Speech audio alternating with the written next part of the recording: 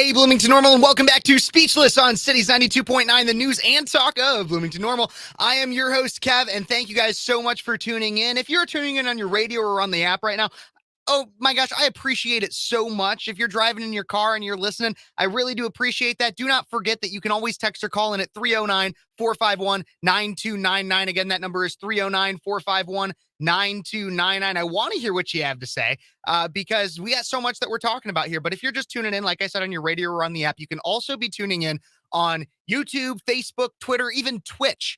Yeah, I'm getting us streaming here at Cities 92.9, promoting us into the 21st century. Because now we're streaming live. And so I got some amazing viewers on, like I said, Facebook, YouTube, Twitch, and Twitter. You can go to our city's Facebook or Twitter, or you can go onto YouTube and look up Speechless with Kev Phares. Again, that is Speechless with Kev. Phares is my last name.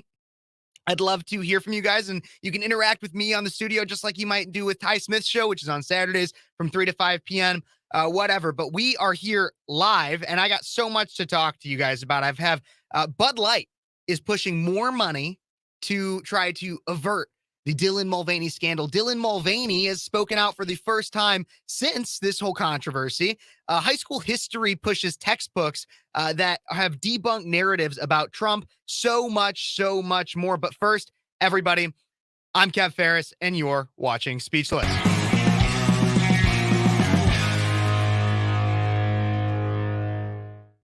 So let's start off with this story about Bud Light. Bud Light, I've been covering it for weeks. I know many thought that this story could be starting to get tired or anything like that, but every day it seems like we just have more and more that's coming out about this Bud Light controversy that started over a month ago. So Bud Light, according on April 27th, about 3 days ago, Bud Light, according to Fox Business, says Bud Light is to spend heavily on marketing after Dylan Mulvaney controversy, a report says. Anheuser-Busch is scrambling to repair Bud Light's image after backlash over the partnership with the trans influencer. Sorry, everybody. My voice might be going a little bit because I was just talking on the DPB show for a while, too. But do not worry. I'm still here with you for 2 full hours. Anheuser-Busch is reportedly planning on a major marketing push for Bud Light as the beer giant scrambles to recover after the brand's partnership with transgender influencer Dylan Mulvaney. So an editor of Beer Marketers Insights told the New York Post that Anheuser-Busch executives informed distributors this week in a closed-door meeting in Washington, D.C., that the company will spend heavily on the brand after spending fell off a cliff last year. According to the Post, Steinman wrote in a letter to clients Wednesday that the company did promise to spend lots of dough on Bud Light marketing this spring and summer, starting with a big push this week for the NFL draft. So here's the thing, is so their sales plummeted, their stock plummeted, and now they're trying to make it up. I've covered in shows past about how they have this advertisement and everything that they try to make them look pro-America, but it's too little too late. It is absolutely too little too late. After the partnership went viral, Anheuser-Busch lost $5 billion in market value amid claims for a nationwide boycott that is still going on. The backlash led to the brand to shake up its marketing team. The Anheuser-Busch CEO, Brendan Whitworth, who was also a former CIA operative, everybody, don't forget that, published a lengthy statement hoping to tamp down the animosity aimed at Bud Light and its parent company. I've even seen that Bud Light is now going to have more people looking over their marketing decisions from now on. There is a lot. Anheuser-Busch also hired a ex-GOP aide to lobby as Bud Light's Dylan Mulvaney controversy drags on. So the beer giant, which is owned by Belgian-based brewing company InBev, has hired a lobbying team of former Republican Senate staffers to woo lawmakers as it seeks to repair Bud Light's image. They are doing everything to try to get back to their original consumer brand. If only they had just had any of this kind of oversight before hiring a man who pretends to be a woman to be a new spokesperson. If only. Dylan Mulvaney is now also the face of Maybelline, which is a makeup brand, and many women, real women, are coming after Dylan about that. I have a comment in my YouTube. Maybe, Zach, maybe he was born with it. Maybe it's the New World Order. That's from Michael Knowles. Maybe he's born with it.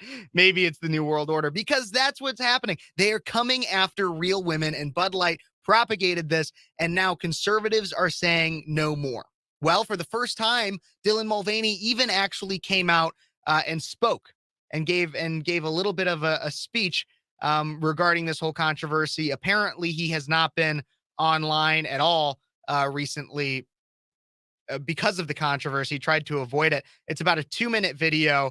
And there's even a little bit more that came out about Dylan Mulvaney recently as well. But I want to pull up this video, make sure that we all have an opportunity to watch and see just what Dylan had to say in regards to this whole controversy and everything that is going on. So here is that video.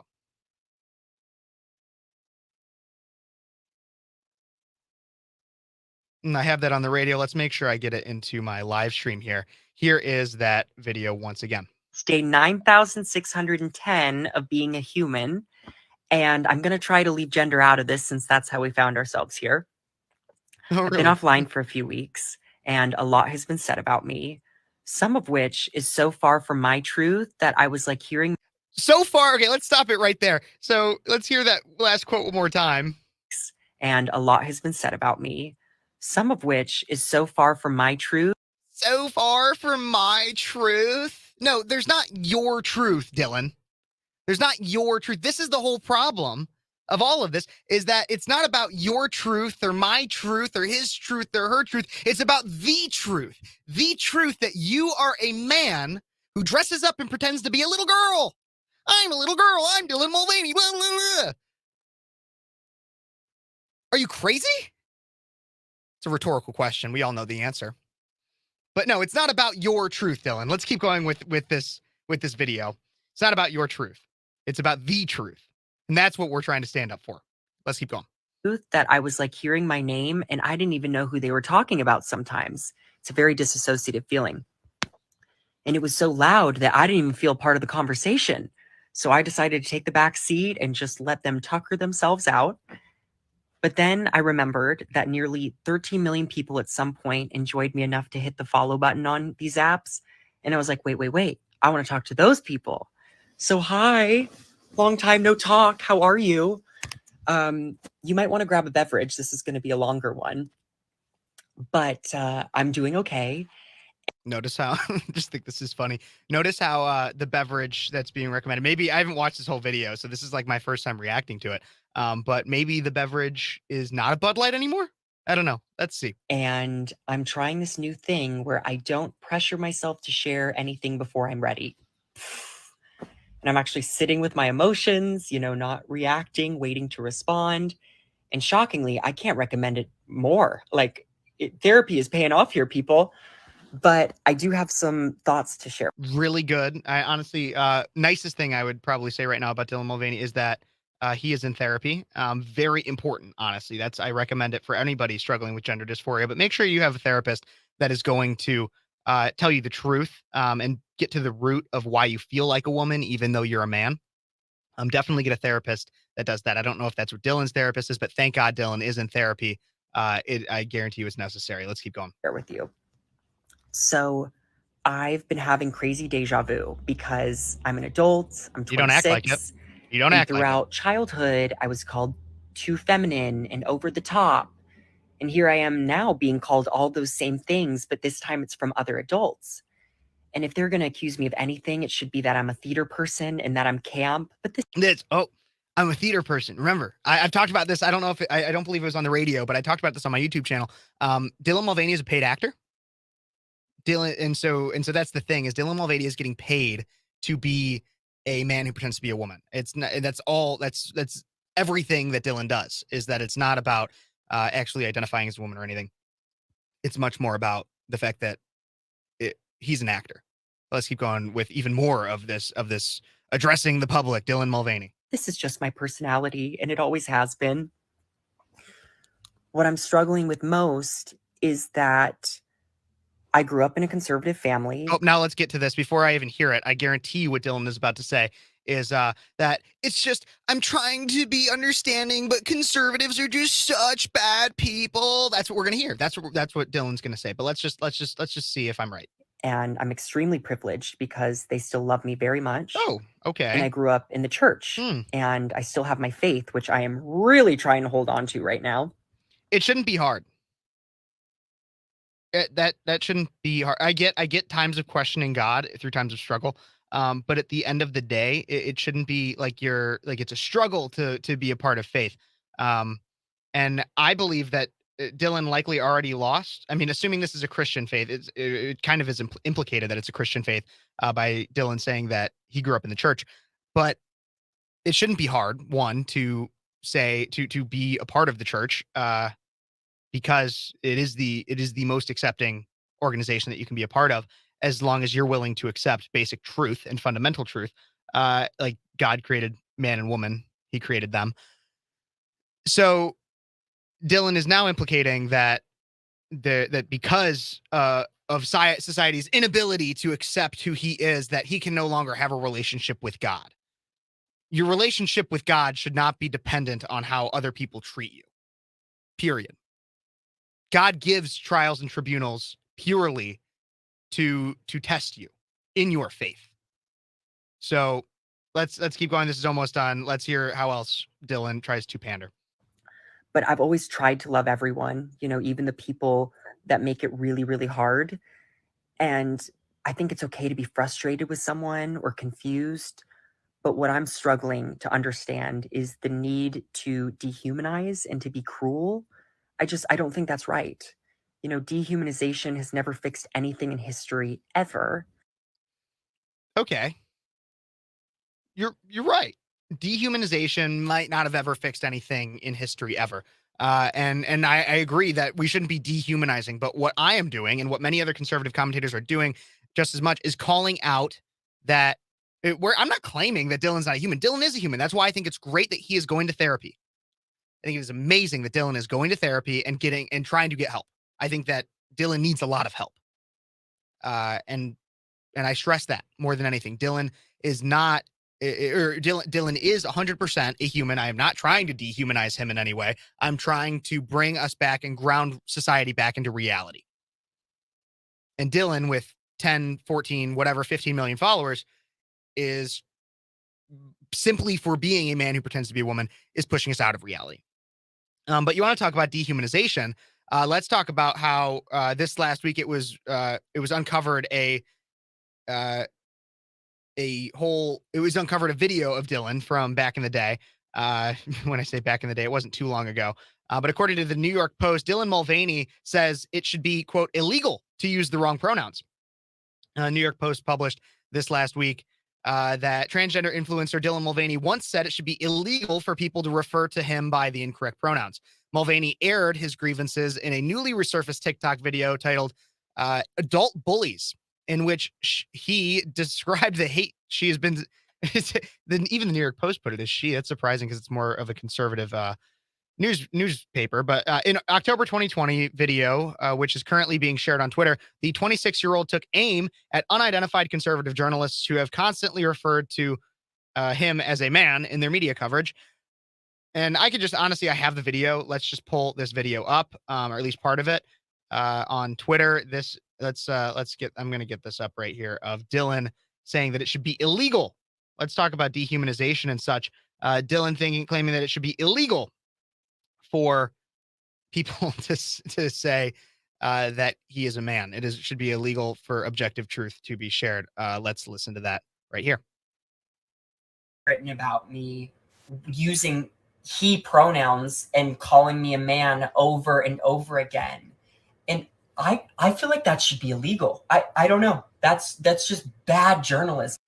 Like the articles like, written about one more time, using he pronouns and calling me a man over and over again. And I feel like that should be illegal. I feel like that should be illegal. I feel like that should be illegal. Yeah, we should just ban whatever we don't like, right? That's just how. No, actually, the First Amendment says Congress shall make no law abridging the freedom of speech or of the press or of the right of people to peaceably to assemble. So, you should not be able to ban somebody, or a journalist especially, from calling you a he. In fact, especially as it pertains to the fact that you Dylan are a biological man. And this is just the insanity that we see, and this is what Jordan Peterson practically got famous off of, is because we have a sector of society that believes that simply referencing objective truth that men are men and women are women, and recognizing I even have a comment here on Facebook from Mary, recognizing that DNA, XY chromosomes dictate that Dylan is a man. Dylan and others like him believe that that should be illegal. We live in the upside down, everybody. We have a world that is simply denying basic truth. Everybody, coming up soon, because I am about to take a break on the radio, is Tom Devore. We'll be having Tom Devore in. He should be coming in here in about 10 minutes or so, talking with me about the Illinois assault weapons ban. I got a lot to cover with that.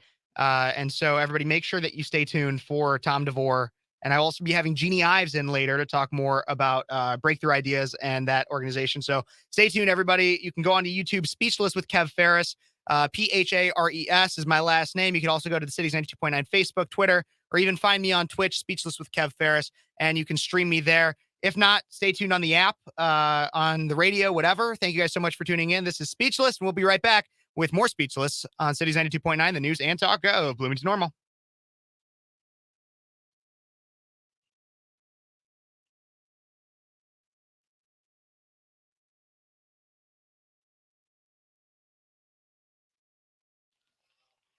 Okay, everybody, let's get to some of these comments here because now I am off the radio. We'll come back to that later. Again, as always, guys, thank you so much for tuning in. I really do appreciate it. You guys are what make this job fun. Let me just move my camera around here, fix my computer. There we go. Okay, let's get to some comments here and see what people have to say. So we got Raven, Anheuser-Busch made their bed, and now they get to sleep in it. Absolutely. Uh, like I've said in past videos, like I've always liked, before this whole controversy, I like the Anheuser-Busch brand for the most part. I liked Stella Artois. I liked Budweiser as a drink. Bud Light wasn't necessarily my favorite. So I do believe redemption is in the cards. There are some people that believe we should boycott Bud Light and Budweiser, Anheuser-Busch into oblivion. I don't think that'll actually happen. I just think that they'll all. I mean, there's still a blockbuster around everybody. We're not going to make it so that it's not going to be possible where we make it so that Bud Light is totally gone. Um, Not necessarily, if you want to try, go for it. But I also believe that it's just an iconic American brand, and if they make genuine apologies to women for perpetuating the idea that men can be women and women can be men and that gender is a costume, sure. That's I think is like the top tier thing that we need: an apology to women, an apology to the consumer, and then a pledge to be better at their when it comes to their marketing and partnerships, and a pledge to stay away from woke crap. I think that's so important to the integrity of the brand. That's just the way I see it. Disagree with me if you want. Um, this is a big thing. Yes, of course, Raven. Don't shove it down people's throat. Um, Liz Nichols, I think he is struggling with his faith because of the lifestyle he has chosen. He is living a lie. Absolutely. Absolutely. You struggle with faith when you have a belief system and live a lifestyle that is the antithesis of the faith that you claim to believe. Hey, Connor, good to see you there.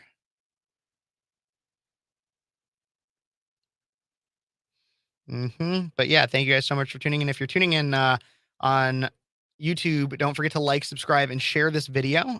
Even if you're on Facebook or anywhere else, definitely you can go check out my YouTube, Speeches with Kev Phares, and you can hit that up with a subscribe and like, share. Check out all my other videos too. I'd really appreciate it. You can always tune in on Sundays live from 3 to 5 p.m. I usually try to do Wednesdays too. I'm coming up against my finals here, so and at college, so my schedule will be a little tight throughout the week, but I'm going to still always try to bring you guys the best coverage possible of a lot of these different things. So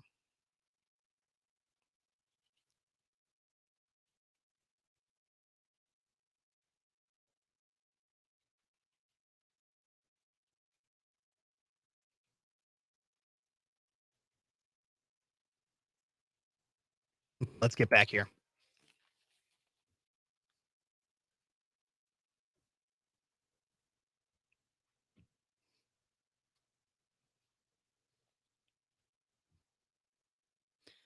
And we are back with Speechless on Cities 92.9, the news and talk of Bloomington Normal. Thank you so much for tuning in. If you're tuning in on the radio, thank you. On your app, whatever, thank you so much. Make sure that if you any of those sponsors you just heard, make sure you check them out because they're what support us. You could also support me or check me out and interact with me live in studio on Cities 92.9 Facebook. Check me out on YouTube, Speechless with Kev Phares. I'm also on Twitch now. I don't know really how much that works, but I believe it's airing right now. So if you're in the younger generation, check me out on Twitch or on the Cities 92.9 Twitter. I'm also there. Thank you guys so much for tuning in. And this is Speechless, and I'm your host, Kev Phares. In the first segment, I was talking all about Dylan Mulvaney. Obviously, we know about a lot of that backlash. Mulvaney broke his silence and finally came out and addressed a lot of the controversy. It's also been found that that Dylan in the past has called for it to be illegal for people to use the wrong pronouns. This is a consistent attack that we see, is that if you do not conform to the ideology and to the speech codes put forth by the woke left, what used to be called political correctness, right? We used to be shamed. You're not politically correct if you don't say the right words. At one point, a lot back when Obama was running for president, I was very young, but I know enough. It was questionable as to whether you say black or African American. Nobody knew it was politically correct. And at this point, it is the conservative standpoint to say, who cares about how you say something? What matters is the content of what you are saying.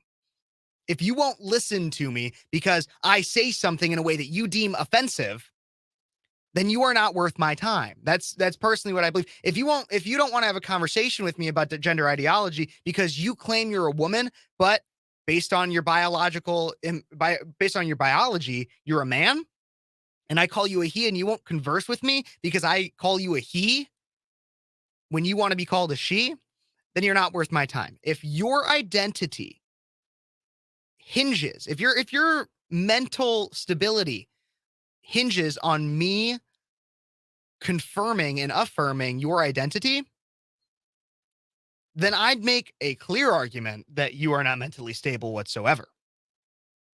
Period. Everybody, in the next segment, I should be having Tom Devore come on. And so I do want to so Tom Devore is the former candidate for Attorney General in Illinois. He's also the first lawyer attorney to secure a win against JB's gun ban in the state court. I'm hoping he joins up here soon so I can bring him on. I do have that plan so we can talk all about, because in this last week, a federal judge blocked the Illinois assault weapons ban, and I want to get his take and everything that he had to say about that. And talk about HB 5471, the Illinois assault weapons ban. Where did it originate from? Where did it actually come from, and where is it going? Tom Devore is supposed to be joining me. I'm hoping I see him soon. And him and I will talk all about that in the next segment. Hopefully, former Attorney General candidate, everybody, and he is leading the charge against HB 5471, the Illinois assault weapons ban. Thank you guys so much for tuning in. We are about to take this break, and I hope everybody is doing well. And we will be right back with more Speechless on Cities 92.9, the news and talk of Bloomington Normal.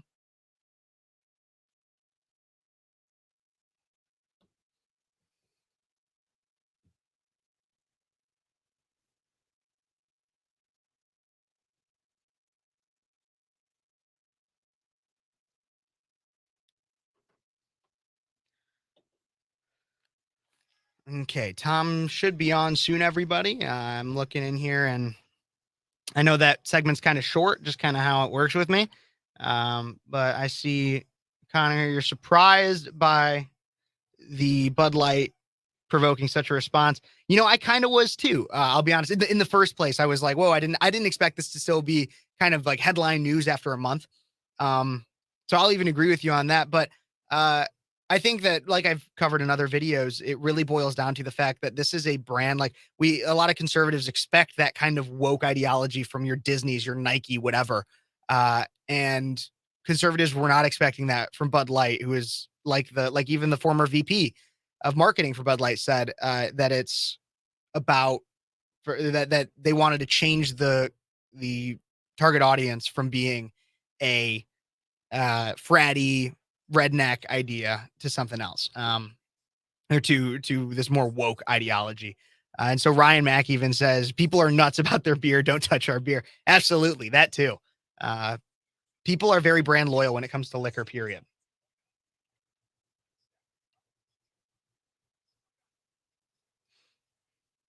People are definitely care a lot about that. I'm really hoping Tom joins soon because that was my plan from 3:30 on. But there we go. Let's pull him in here now. Audio.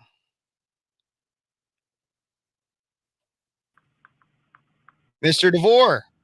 Hey, how are you, sir? Doing pretty good. We're not live on the radio right now. I will let you know when we're coming back, probably a few minutes here. But thank you so much for joining me. I'm really excited how's your Sunday going? It's going okay. Just doing a few errands, but other than that, not too bad. That's awesome. That's awesome. I had a big win on Friday, and so I'm really excited to hear everything that you have to say about that. Currently, we're streaming live on Facebook, YouTube, Twitch, Twitter, and then we'll soon, like I said, be on the radio. So we're getting a lot of people to see even more than your 21,000 followers or something like that, and counting. Hearing all about what you're doing to defend our Second Amendment. Okay, sounds good. Yep. So in the meantime, actually, what we can do a little bit, is talk a little bit about so HB 5471. I'm going to cover it again. I'm probably going to recap this on the radio, but I want to cover for everybody online. This is like a 120 page bill. Give or take. Yeah. Full of just because I started trying to read it. And it just seems like it's full of a lot of, I don't know necessarily the best word, but just filler. Like it feels like it's purposefully confusing. I know that's emblematic of a lot of Illinois Democrat policy. But when did this bill actually pass? Was it one of our January 10th? Was it one of their 4 a.m. votes that they did that nobody would realize until later? Well, they snuck the amendment in at 3:00 in the afternoon on Sunday, the 8th. And so people were at church or out eating after church, and they on day 345 of this insurance bill's life, they gut and replaced it into a gun ban. So interesting. Yep. So another example. 2 days later, the governor signs it. So. Yep. So I'm going to recap that a bit more. Another thing I want to talk about at some point on maybe in the later half is I see you've been talking a lot about the men and women's sports issue. Is that one that you think we're going to be getting some kind of a Supreme Court case against, or maybe Illinois court case, maybe eventually exalting it to the Supreme Court kind of thing against Title IX? It's a really good question on how that issue might develop, at least in the courts. In my experience, issues develop in the courts and sometimes in a similar fashion to how they develop in the public.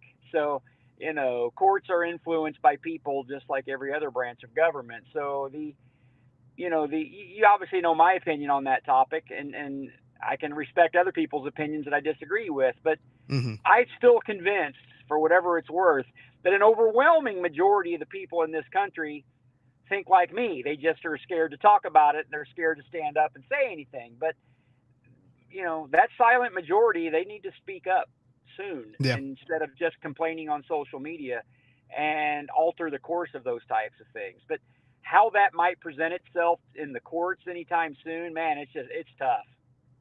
Yeah, absolutely. Especially, I mean, when it passes the House, the Protect or Save Women's Sports Act passes the House, there's no chance it's really passing the Senate. And even if it did, Biden already said he'd veto it because he hates women. The party of championing rights for women for decades, which again, I had never had an issue with that. I was all for it.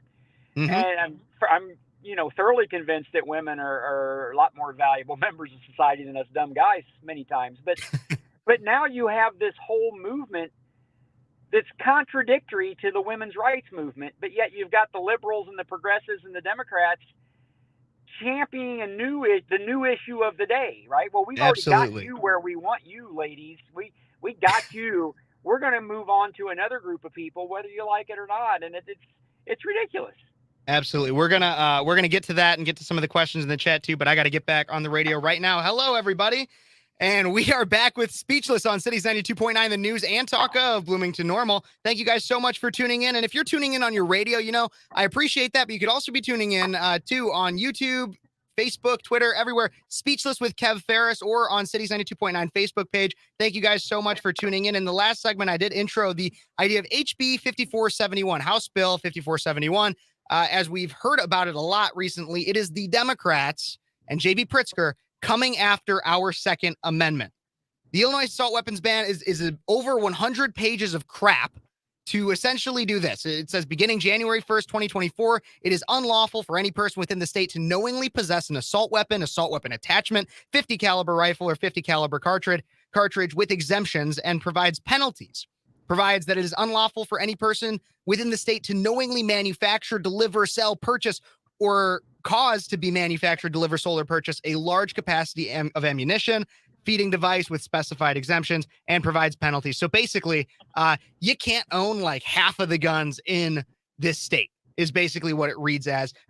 Here, I have the attorney that is leading the charge against J.B. Pritzker, former attorney general candidate in Illinois, and the first lawyer to secure a win against J.B.'s gun ban in state court, Tom Devore. Tom, how you doing? I'm fine, sir. How are you? I'm doing awesome. I know we were talking a little bit during the break about what this bill means and a few other issues, but I want to kind of just break down the stages of this bill, where we're at now, where it's going forward. So you told me over on the live stream about where it originated. Can you speak to that a little bit more, and then how you got into filing this lawsuit? Sure. Well, this bill, as it originated, it started off in early 2022 as a modification to the insurance code.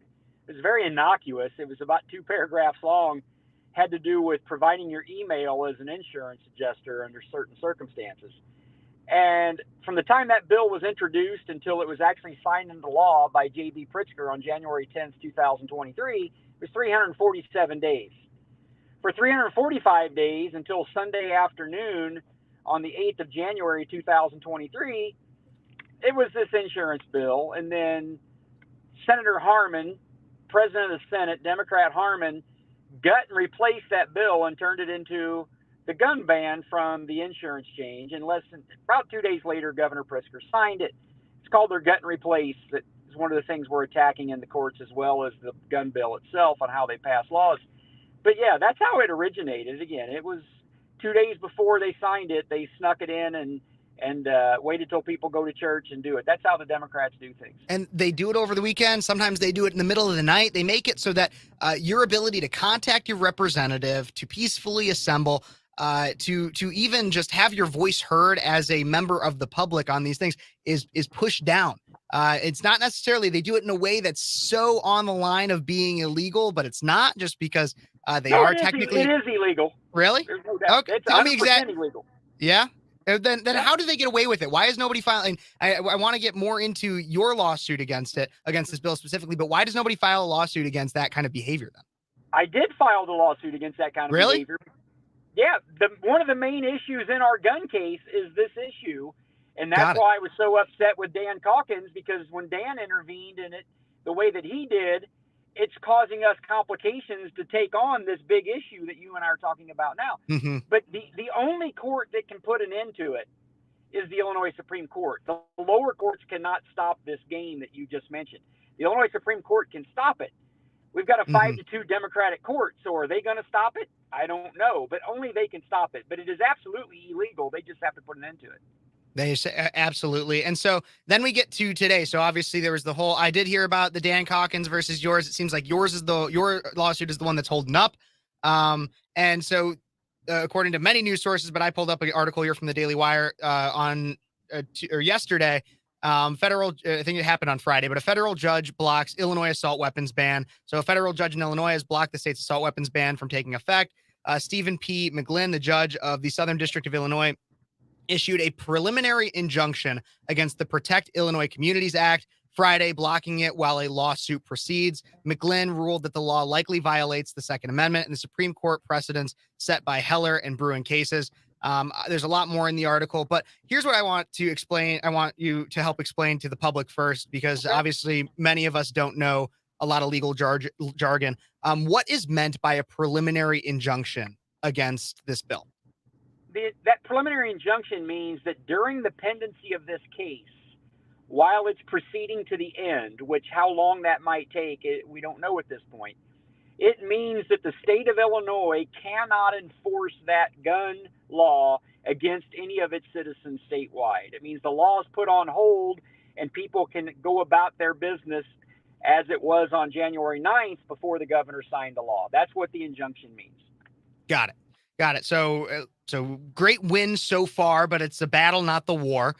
We still have a lot further to go. So what besides this in and of itself, this injunction, at what stage are we at with the case? When will, I don't know exactly how these kinds of cases play out. I know you said it'll likely go to the Illinois Supreme Court.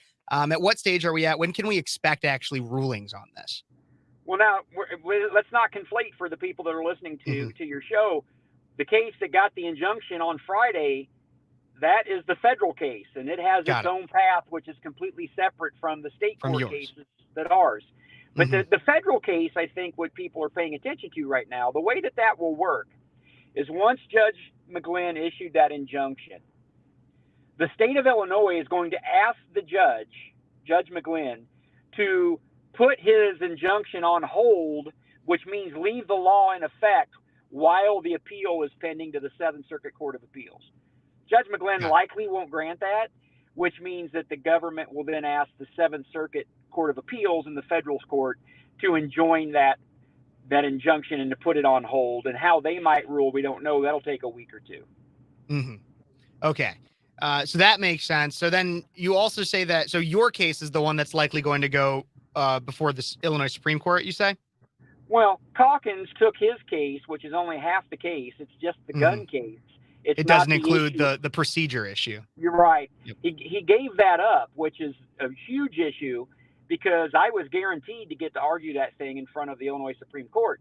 Now, depending on what happens in the Calkins matter, I may not get to argue that bigger issue on how laws are passed. So if we come out of the Calkins matter which is in front of the Supreme Court right now, and win on the gun case, is that a win? Certainly it's a win. We could have won that argument anyway, but what was going to be given up is the procedural issues, and then the state's going to try to come back into my case, which is still proceeding, and try to stop us from furthering those procedural issues. Because I assure you, the government in Illinois is more worried about the procedural arguments than the gun issue. They'll lose the gun issue all day long if they can preserve their ability to continue to pass laws the way that they've been passing them. That's why I was so frustrated with Dan, not because he wanted to file his own lawsuit. I don't care. But you gave up the biggest issue. You got guys like Mr. Calkins and the other men in the Eastern Bloc of the Illinois General Assembly arguing about how unethical and unconstitutional the way they pass laws in Springfield is. And here was a perfect opportunity to do something about it, and walked away from it. That's why I was frustrated. Gotcha. That makes a lot more sense. So assuming, like you say, that it's going to go to the Illinois Supreme Court, do you believe that this case, and I do honestly, but I do have some worry. Do you believe that this case is a slam dunk, considering the fact that I believe it's like 2 judges on our Illinois Supreme Court, if not more, are basically in the pocket of J.B. Pritzker? Do you think that could make it so that our Second Amendment rights are limited simply because of money? Well, I have to be careful with how I answer that question, because I'm a licensed attorney, and so my political opinion of justices, whether they're at the circuit court, appellate court, or the Supreme Court, are mine to keep. But ultimately, at the end of the day, the Second Amendment rights of people of Illinois will be protected in the federal court, right? They will be protected in the federal court. We'll win that one, even if we got to go to the U.S. Supreme Court, in my opinion. Here in Illinois, in the Illinois courts, I would really like to see the Illinois Supreme Court put an end to this law, either on the equal protection, which I've raised, and again, won the argument on equal protection that now Calkins is using in bootstrapping his case. I hope Dan wins that argument in front of the Supreme Court. But I would have really liked to see the Supreme Court take the issue on of saying, you're not going to pass laws this way anymore. I mean, the Democrats are in the super majority. They can pass any law they want if they think it's good public policy. Quit cheating and quit violating the Constitution on how you pass laws. That's all I'm saying. So Absolutely, I can totally understand where that frustration comes in. Finally, on the issue of guns, we are coming up a little bit to the break here, but why do you think that the Illinois Democrats even had the gall to pass legislation like this? It seems so overtly against the Second Amendment. Why do I think it happened? Yep. You want my opinion? Yep, I want your opinion. Because J.B. Pritzker is trying to build his national brand for his run for president, and he wants to be known as a gun control type of Democrat because he thinks that's the brand that he needs to compete on the national stage.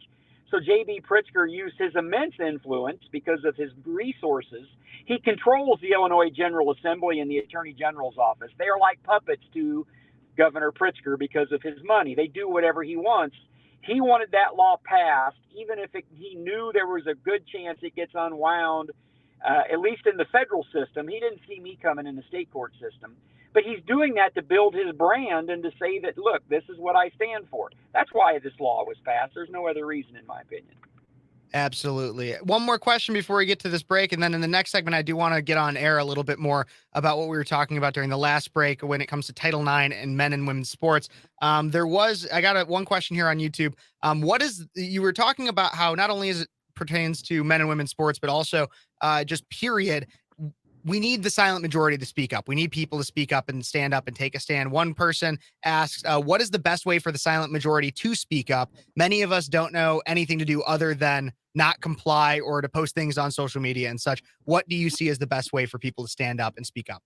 Is that Liz that asked that question? Yep, Liz Nichols right there. Liz, that's an excellent question. The answer is very simple. Participate in your government at all levels. You know, when I would go across the state and speak with people, I'd always ask a question right off the bat to anybody in the room. How many senators and how many House of Representative members do we have in the state of Illinois? Nobody knew the answer. Nobody. And I'm using that as an example to say that people don't understand or participate in their government, and government knows that. So the way the silent majority speaks is by participating in government. Do you know who your House member is or your senator? When's the last time you called their office and talked to them? When's the last time you went to a school board meeting or a city council meeting or a county board meeting or a township meeting? That's how your voice is heard, by participating in your government. Because government has become convinced that most people are complacent and will just go on social media and rant and rave. And sometimes that has influence if the voice is loud enough. Usually it's not. Participate in your government effectively and continuously.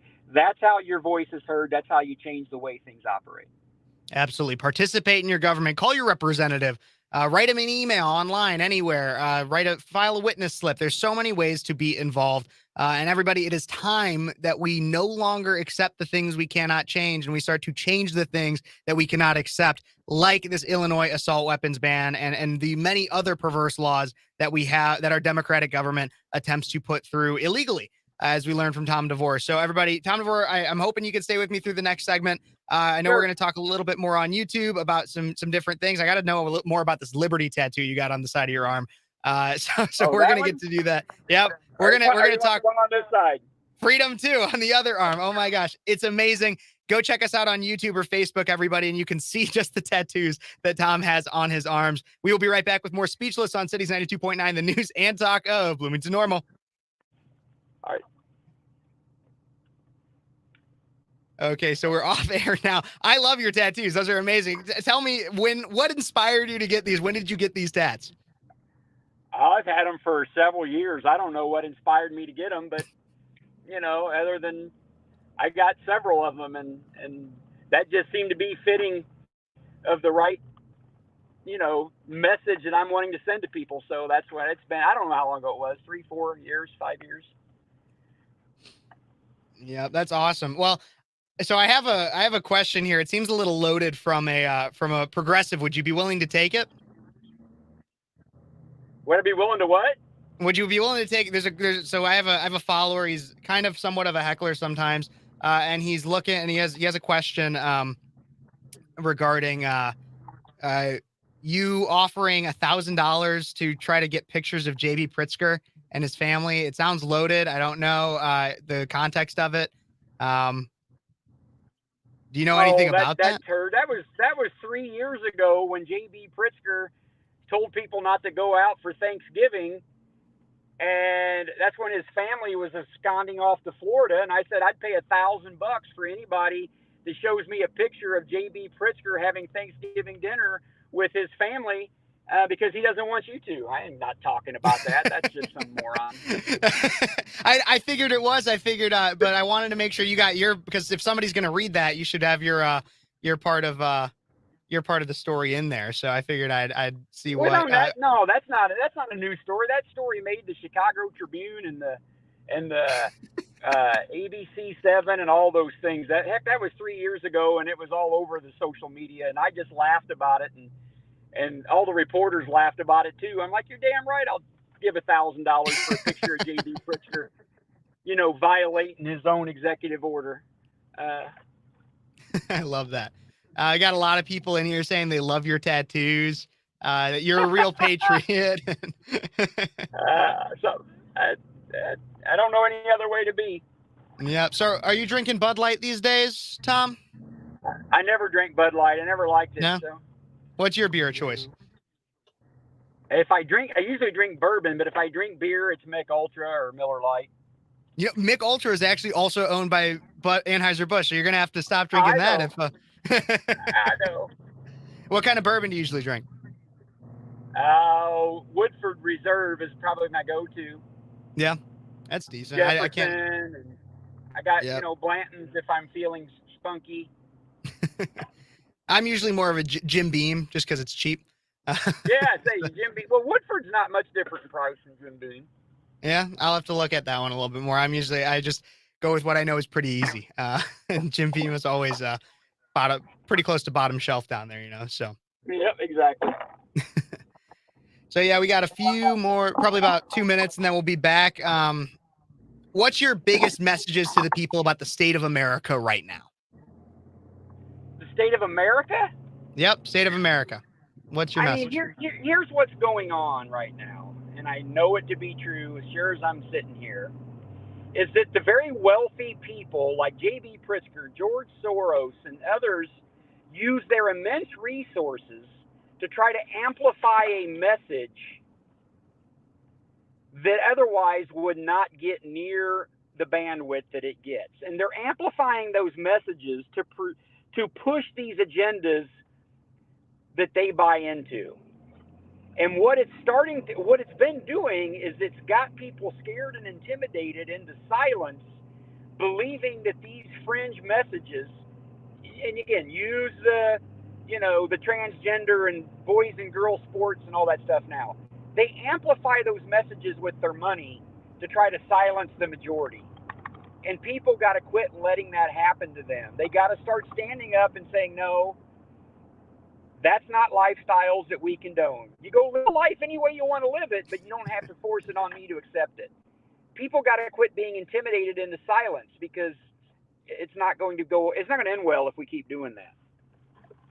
Absolutely. Absolutely. Perfect timing too, because we just got about 10 more seconds until we're back here. And that's why this show is called Speechless, Tom. That's why I call it Speechless with Kev Phares, is because they want to butcher us into and bully us into submission and into silence, and make us speechless, but we can't let that happen, right? Of course. No, we can't do that. All right. So we're coming back here right about now.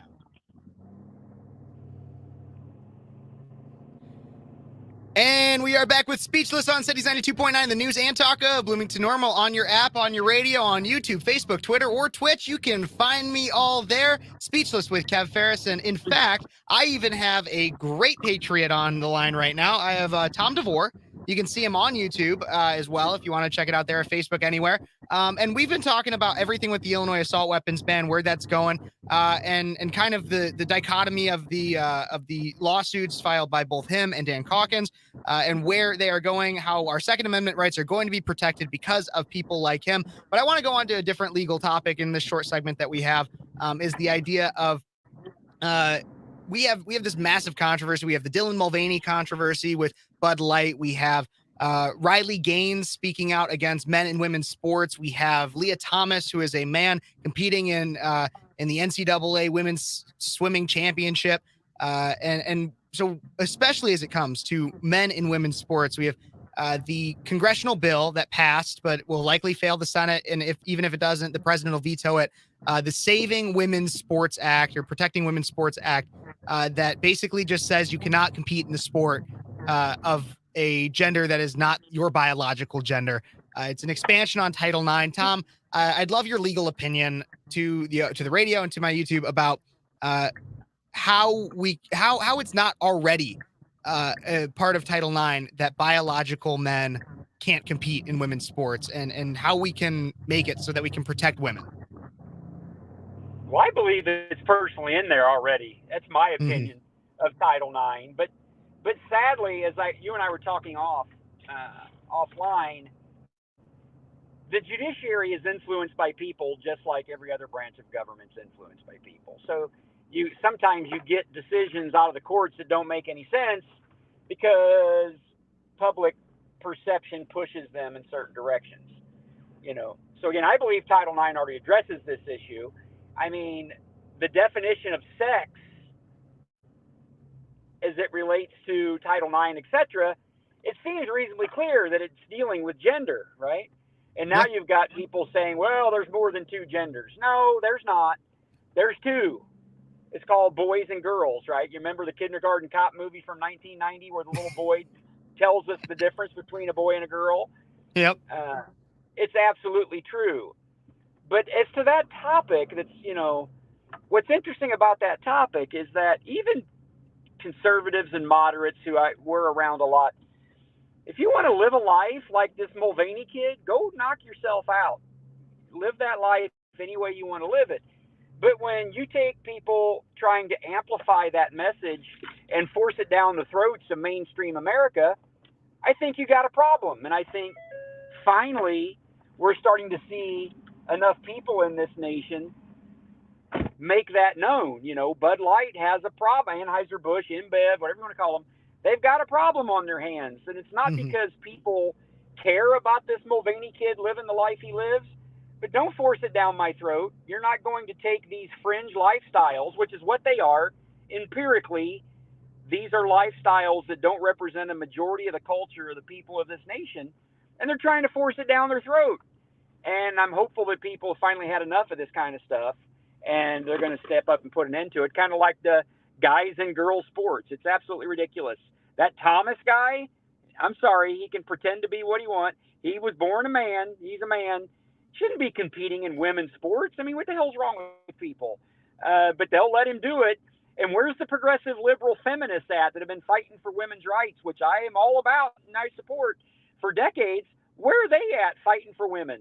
They're nowhere to be seen because they don't want the Thomas guy to be offended. So absolutely. That's my Tom Devore, feminist icon, everybody.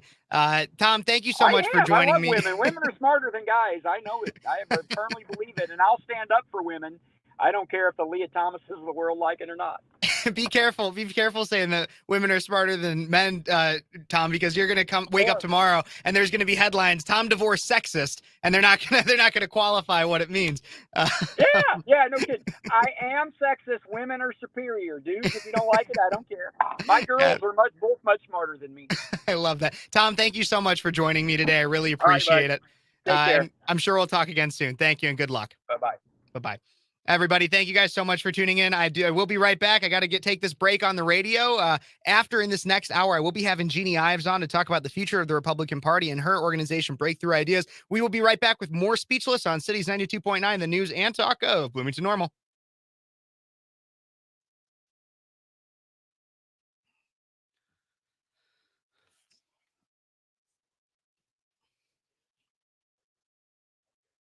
Absolutely, Raven. I see that. He did. I heard it. I heard exactly what he said.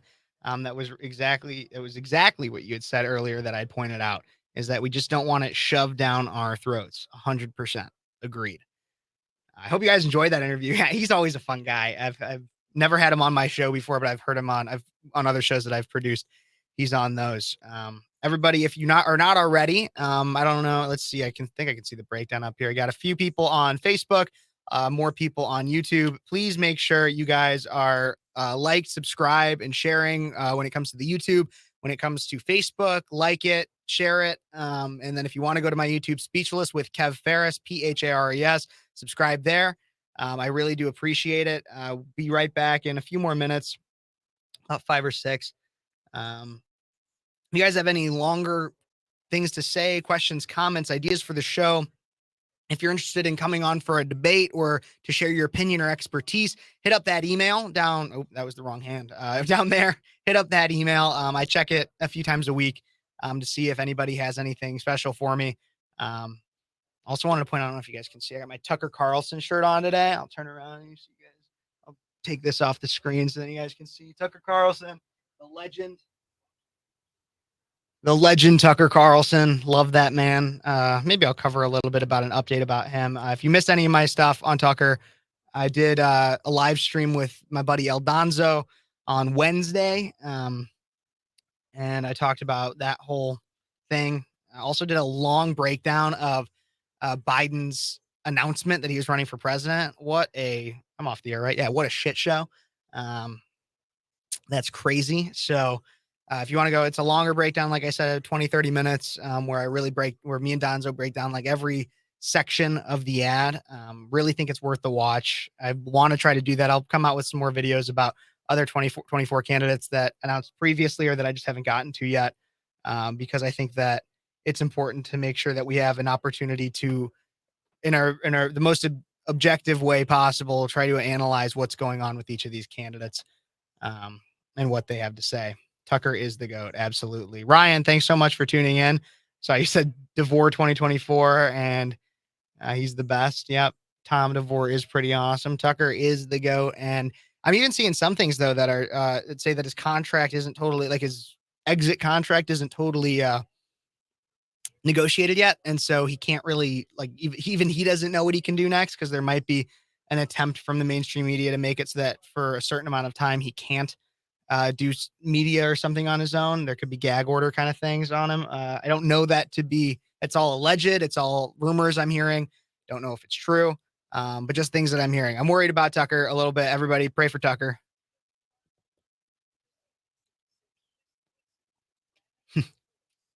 Dog and pony show. Definitely. It is a dog and pony show. It's political theater. That's what we got going on, everybody. It's political theater. And I'm going to talk about political theater a little bit in the next section about some Trump stuff and what's going on with him.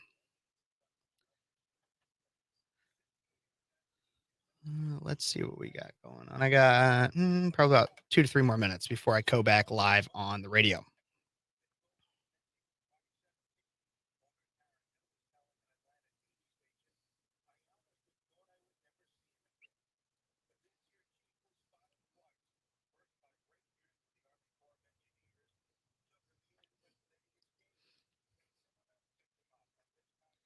So thank you guys so much for tuning in. If you're just tuning in, I am on a I am on a break from the radio right now, but I will be back soon. If you guys are wherever you guys are watching, make sure that you're liking, subscribing if that's your option. You can share anything like that. Definitely check out, if you're not on YouTube, check out my YouTube.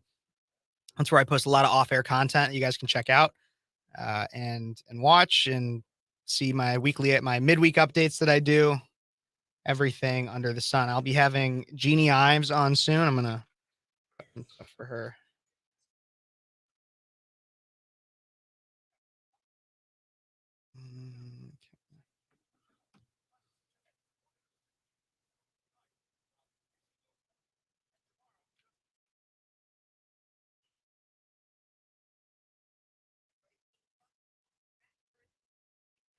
Awesome. So thank you guys so much for tuning in, everybody. We'll be right back with more Speechless that I got going on here. I got getting into in the next segment, starting off with an interesting story. It is titled High School History Textbooks Push Debunked Narratives About Trump. And then getting into a little bit more about 2024 and stuff like that. Connor, I wasn't necessarily expecting that either, but I figured I'd ask your question because it's fair to ask a public figure anything. And so I figured I'd let him talk about his side of the story on that one. Did sound a little loaded though, like, cause I didn't know the context. So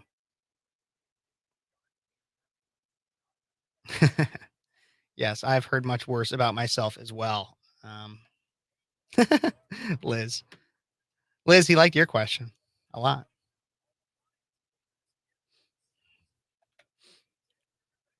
Yep. If you guys ever have anything to add and it works within the show, you can text or call in at 309-451-9299. Obviously, you don't necessarily need to text if you're streaming here, but you can always call in at 309-451-9299. And I could stream you right in through that. If you want to plan, like I've said in the past, if you want to plan being on the show right there, hit up that email. I'm almost, like I've said in the past, this show is not just about me.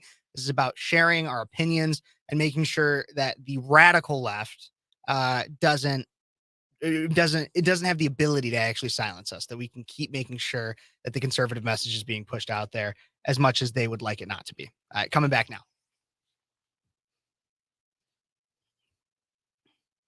Hey, Bloomington Normal, and we are back with Speechless on Cities 92.9, the news and talk of Bloomington Normal. I am your host, Kev, and man, did we have a great first hour.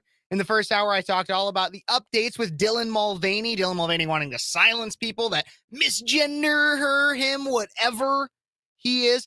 Talking about Bud Light is pushing more money into their marketing. Now they're trying to recover from the absolute blunder that is having Dylan Mulvaney as their influencer. And then I had Tom Devore for a whole half hour talking about everything that's going on with the Illinois assault weapons ban, and then even his perspective on Title IX and men and women's sports. This hour, we're going to take a little bit of a different turn, and we're going to talk more about kind of the infighting, just what's going on with 2024 and who writes the narrative. Who writes the narrative, everybody? I've talked about the narrative before. Everybody has their own narrative, right? There's three sides to every story is the common quote. There's your side, my side, and the truth kind of thing. Sometimes people even argue there's more sides than that. According to Upward News, which is a account I follow on Instagram, I really actually recommend them. They're not sponsoring me or anything. I just really like them. There is a high school history textbook push that debunked narratives about Trump, and the media popularized false narrative. Academics record them as historical facts, and state-run schools teach them to the next generation. So in a nutshell, at least 5 advanced placement American history textbooks covering former President Donald Trump's presidency push debunked narratives and partisan talking points on Trump himself, his supporters, race relations, and more, according to a recent report. The books, written by various university scholars, are endorsed by the College Board and used in classrooms across the country. And so here's some of the different narratives that they tried to push. On the 2016 election, nearly all of these books baselessly claim that Russia helped Trump become president in 2016 through its supposed influence on social media, with one saying, quote, "It disrupted the American electoral process." Okay, so one, we know the Mueller report yielded after billions of dollars, maybe it's just millions. I don't know the exact number off of my head. But after a lot of money was spent on the Mueller report, it was revealed that Russia did not collude with Trump to steal the 2020 or 2016 election. It was a lie. But if you're an AP US history student, your book says differently. The books either omit or quickly gloss over the fruitless and unprecedented federal investigations into Trump's alleged collusion with Russia. One book attributes Trump's electoral victory to angry white men. What? There's no statistical evidence to prove that his victory is solely attributed to angry white men. That's racist to actually say so. While another says that he, quote, appealed successfully to nostalgia for a time when people of color and women knew their place. What insanity is being pushed? We often hear the phrase, history is written by the victors. Well, here's actually the thing is right now, these people are not the victors. I don't know why they think we are currently in a culture war. We are in a culture war, and anybody who denies it is lying to you. We are in a culture war, and Trump has been at the forefront of this. Now, here's the thing: it's not the victors who write the history nowadays. We've leveled the playing field. It's not clear who the victors and the losers are. You want to know who writes the history now? It's the people with the pen. So it's time we take it back. They've stolen the pen. And they push these lies Why can't we just have objective history? Why can't we say, the left, including Hillary Clinton, tried to push this idea that Russia stole the 2016 election, and it was a lie. It was found through a lot of money being spent and years of investigations that is not true. And yet it's still being pushed. On Trump himself, these are also lies that are being told in these AP U.S. history books. 2 books claim that Trump refused to condemn the deadly neo-Nazi rally in Charlottesville, Virginia in 2017 and called neo-Nazis, quote, fine people in a related interview, both of which have been debunked by his full comments from that interview and other statements. One book says Trump told his supporters to, quote, disrupt the process of Congress certifying the Electoral College vote on January 6, 2021. Okay, let's go to the first one first. So it claims that he didn't condemn the deadly neo-Nazi rally in Charlottesville. No, he did. If you look at the full quotes, he says that the neo-Nazis are bad. Nazis, period, are bad. But then he said that in terms of the debate that was happening as to whether or not you should take down statues or not take down statues, he said there's very fine people on both sides.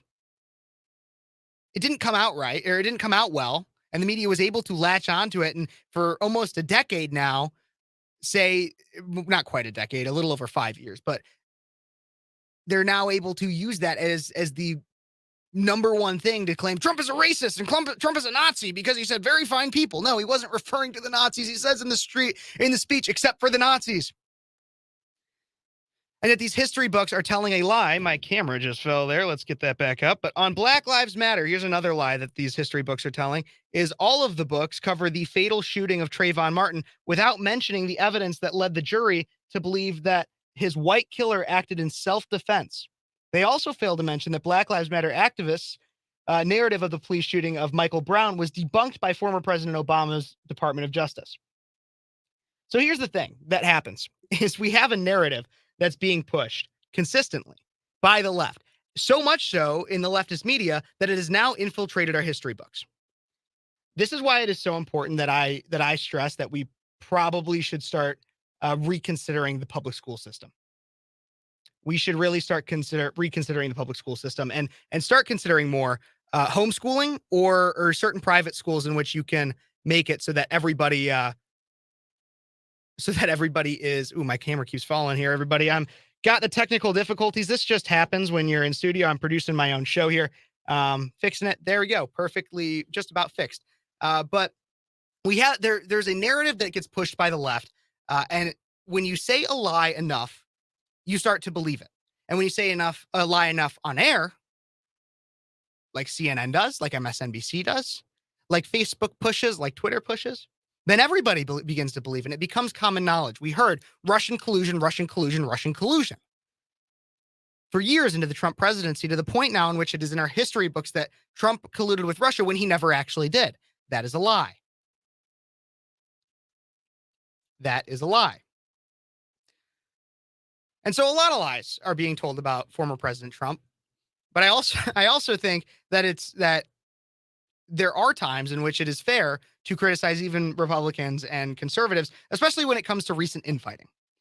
So in a report, according to Fox Business, Trump says he's under, quote, total assault because he's leading in 2024 GOP polls and takes swipes at DeSantis. So I've made it clear on here, if Trump is the GOP primary candidate and he wins the primary, I am 100% in on Trump 2024. However, I have my personal reasons for being more a fan of Ron DeSantis or an alternative. Simply because of the way that the media has been able to push lies about Trump. I think it is our 100% duty to call out the lies and make sure that we are pushing the truth about history and what's going on in our world. However, we need to win over a different sector of voters that we didn't win over in 2020. And I think people like Ron DeSantis could do that. But here's what on Steve Bannon's War Room podcast, Trump claimed that he was under, quote, total assault because we're winning in the polls. He said, I'm going to try to my best Trump impression here. DeSantis is failing badly. Ron DeSanctimonious. It's always bad you endorse somebody. He's dead. He's over his political career. He's going to be looking for a job. He'll be lucky to get a job, comes to me, begs me for an endorsement. I give it to him. He ends up winning the election, winning the nomination. Winning the election by numbers you wouldn't believe. I mean, he was so far down, he was gone, and then they shout to him a couple years later, when do you run against the president? Oh, I have no comment. Oh, no comment means the answer is yes. He's going after DeSantis. He consistently does. Ryan says here, he needs work, but not a bad start, Kev. I appreciate it. I'm trying my best when it comes to the Trump impression. But here's what Trump has to say about, he says that DeSantis, who despite touring key states traditionally crucial in a GOP presidential primary, has remained coy when asked if he has White House aspiration. He's going to form an exploratory committee to determine, well, that's a big step because he said he was never looking at committees. Now he's looking at committees. It's amazing what's being done, or what being 40 down does. 40% meaning Trump says on Bannon's podcast. The donors are largely leaving him now. That's what they say. However, there is argument against that a little bit. But there's even some people that claim DeSantis is never even going to come in this race. I heavily disagree.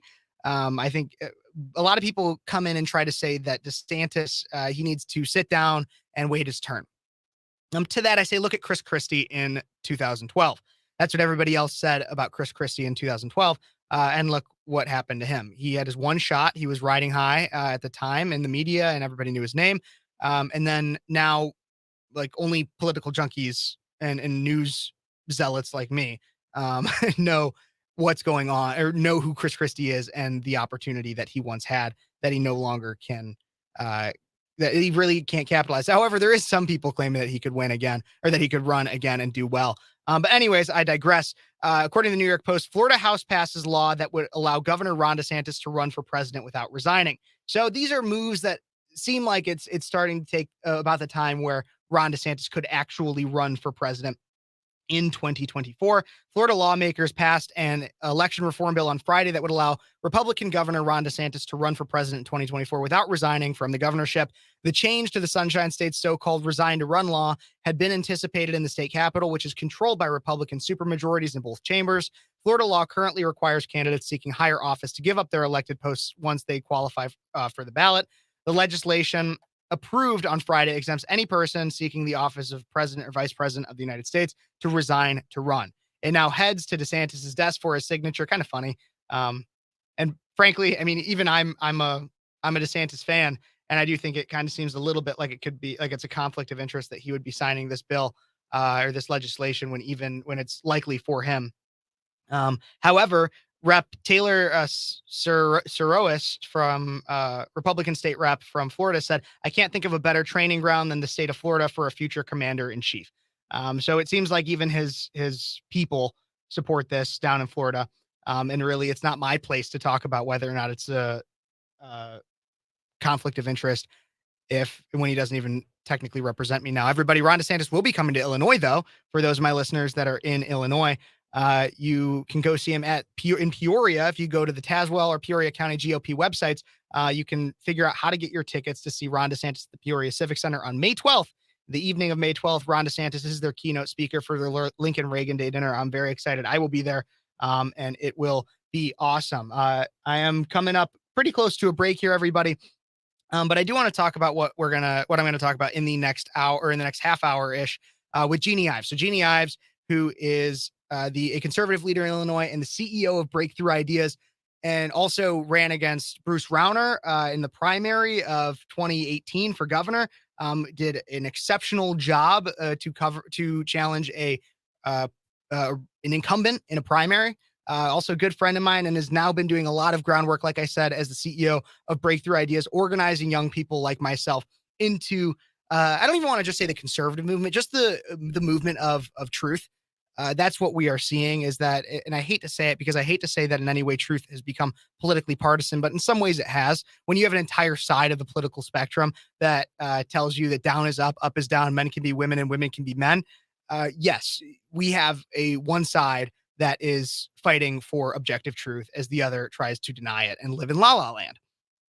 But yeah, so Jeanne Ives will be joining me to talk all about her organization, Breakthrough Ideas, an event that they have coming up, along with, just like I said, the future of the conservative movement, the Republican Party, and that is a contentious topic in Illinois. I know some of my viewers on YouTube might not realize that is a kind of a contentious issue. But our party seems very split in Illinois, and Jeanne Ives has some solutions for me.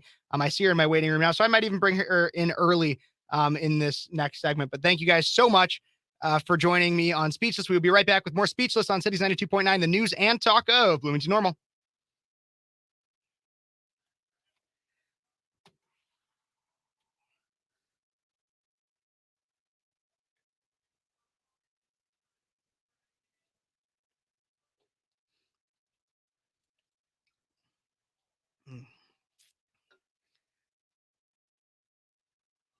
Okay, let's see what some of these comments here. Jeannie, I see you in my waiting room. I want to address some of these comments here from some people that have been joining me.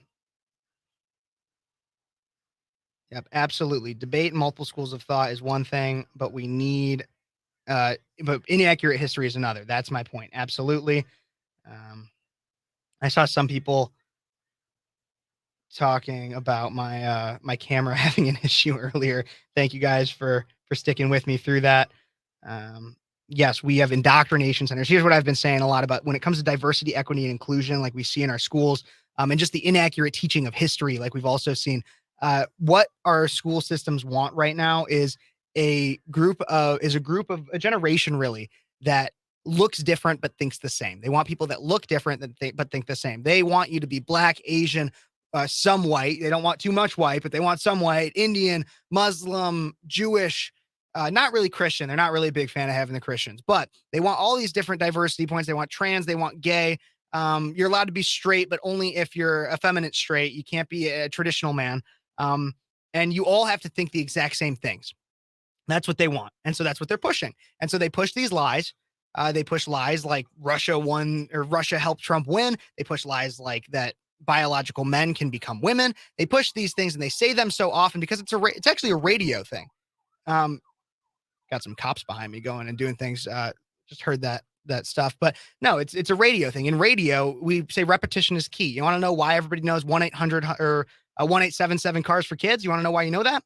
If you're from the Chicagoland area, you know that because it's repeated consistently. And that's the whole idea of the Democrat playbook is if you just keep saying it, then you'll start believing it.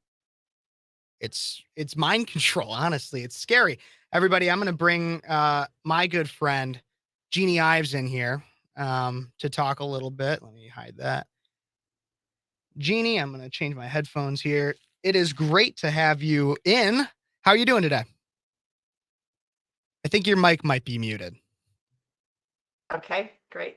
All right, great. Do we have audio now? Yes, I can hear you now. Okay, perfect. Great, good. Awesome. How are you doing this fine Sunday? Well, it's raining here in Wheaton, but I'm good. Yep, I'm all the way down here in Bloomington. It was raining here a little bit earlier. I'm not opening the window. My lighting will get bad, but and honestly, I don't want to see the rain. You know, I like those sunny 70, 80 degree days we've been having recently, you know? Yes, absolutely. Looking forward to more of those. Absolutely. So I know you got the event. I'm coming back with the show here in a little over a minute, but you want to preface a little bit about what this event is for, when it is for some of the people on my YouTube? Well, great. First of all, Illinois' got a lot of really good people doing great policy work. Everything from Tom Bevan and Real Clear Politics to Charlie Kirk. He's an Illinoisan. Mm-hmm. Tim Poole's an Illinoisan. And then right here we have Adam Andrzejewski doing Open the Books work, which is basically draining the swamp.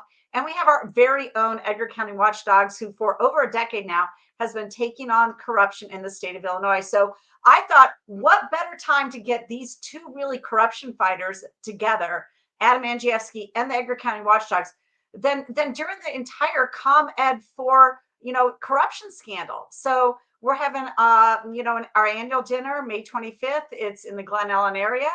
And you can go to breakthrough-ideas.com to get your tickets. Awesome. I'll make sure after this next segment, I'll get that link into the comment section. We're going to start off. I'm coming back here in just a few seconds, but I want to start off talking a little bit about the future of the Republican Party in Illinois and as a nation. And then we'll get near the end of the show to make sure everybody hears more about that event on air too. So I'm coming back right now. Terrific. Thanks. And we are back with Speechless on Cities 92.9, the news and talk of Bloomington Normal. Thank you guys so much for tuning in. You might be tuning on the air, in your car, on your app, or you could be on YouTube, Facebook, Twitch, or Twitter. I'm all over the place now here with Speechless, and I'm so happy that I'm able to bring you guys this content through not only the audio medium, but also now with the visual aspect as well. I have a good friend come in right now. I know she's fluffing up some pillows, making her background look quite amazing. But I'm bringing her on right now. This is Jeanne Ives, the CEO of Breakthrough Ideas, and just a conservative leader in Illinois. Talked about her congressional run a little bit on the show before. I talked to her unprecedented amount of votes. I know it was 5 years ago now, but the unprecedented amount of votes she got against incumbent Bruce Rauner back in 2018, when she taught us that we don't need to accept somebody who claims to be a Republican as a Republican simply because the R is next to their name. So thank you so much for joining me, Jeanne. I know we got a lot of talk to everybody about today. But let's start off with simply what's going on with the Republican Party in Illinois from your eyes. Listen, I'm new to the state central committee, as are the majority of the people. We just took office in August. We are trying to put in some policies and procedures that will really help elevate the Republican brand here, and not even just the brand, but really just help us win elections. That is what it's all about, because the Democrat agenda is terrible. It's absolutely terrible for everybody. And that doesn't matter if you're a Democrat or an independent. What they're doing to this state is inconceivable. And there's so many things to drill down on that. But you talk about what is the state of the Republican Party? Well, it's dismal right now. And I'm going to fully admit that as a state central committeeman. Yeah, we're not doing our job. But at the same time, I think there's a lot of confusion out there as to what we should be doing. So a lot of folks are like, oh, well, you didn't get money for this campaign. You didn't get money for the local elections. That's not our job. Honestly, that is not our job. Our job is not to run individual campaigns. And in fact, when we do that, it gets us in trouble. Our job is to do the bigger things, which is basically highlight the dysfunction and the malfeasance of the Democrat Party in the state, which should be obvious to everybody, but unfortunately it's not. Our job is to build coalitions of people and come together around policy perspectives that are joined, that everybody agrees with. And so we have to build those coalitions. Our job is to actually take on the voting process and make sure the voter rolls are cleaned up and make sure that we're getting our people to the polls as well. So our job is to be doing a lot of that stuff. Our job is also basically to challenge the Democrats when they do things that are unlawful. Like the Republican Party should have actually been the people challenging some of the gun ban law, for example, that I know you had Tom Devore on. Mm-hmm. We should be taking the lead on many of these issues. Absolutely. Well, I do want to ask a question too, because I understand where you're coming from, that it's not traditionally seen as the state party's job to help out with local elections. But one thing that was kind of frustrating, I know, to some people in local elections in 2020 at the beginning of this year, was that the Democrats poured in, from what I understand, millions, if not billions, into school board races. JB Pritzker outright said that they were putting money into school board races, not town council races, not mayoral races, but school board races specifically. And this gets a lot of people scared that the Democrats are coming after our children when it comes to their dangerous gender ideology. When it comes they already have been. Yeah. Obviously they already have been. But that they're even going to do it more now because they claim that, well, these racist and transphobic, homophobic conservatives can't win these school board races. And so they push money to it. Do you see that it could even be a possibility that the Republican Party steps up in any way to help out these school boards? Or is there another way that we can enable localities to help out with that? Look, so I'm not saying that Republicans shouldn't be involved in local elections. I certainly got my first start on Wheaton City Council, and I was a Republican precinct committeeman, and I engaged my fellow committeemen to help me out win that election. And we should be engaged as precinct committeemen, as a Republican Party at the local level. We should be very much engaged in these local elections. My point is the state party has a particular role, and that is not to funnel hundreds of thousands of dollars that, frankly, the Republican Party doesn't have, to candidates who, quite frankly, and I'll tell you what, right here in Wheaton, there are candidates that claim to be Republican and absolutely will vote for all of the gender-affirming crap that you see in the Wheaton School District, for example, and yet they claim to hold the mantle of Republican. I'm not, local elections can get you into deep trouble with that. So local people should figure that out. Now, shamefully, absolutely shamefully, JB Pritzker weighed in on local elections with hundreds, not millions, sorry, but hundreds of thousands of dollars I heard 500,000. I also heard 800,000. We know it was hundreds of thousands of dollars he sent down through local party structures, and his Democrat Party actually put out mailers in some of these local races, hot spots where they wanted to win, where they saw that actually there were organized groups of parents that had come together now for 18 months, 2 years, and were trying to win back their school boards.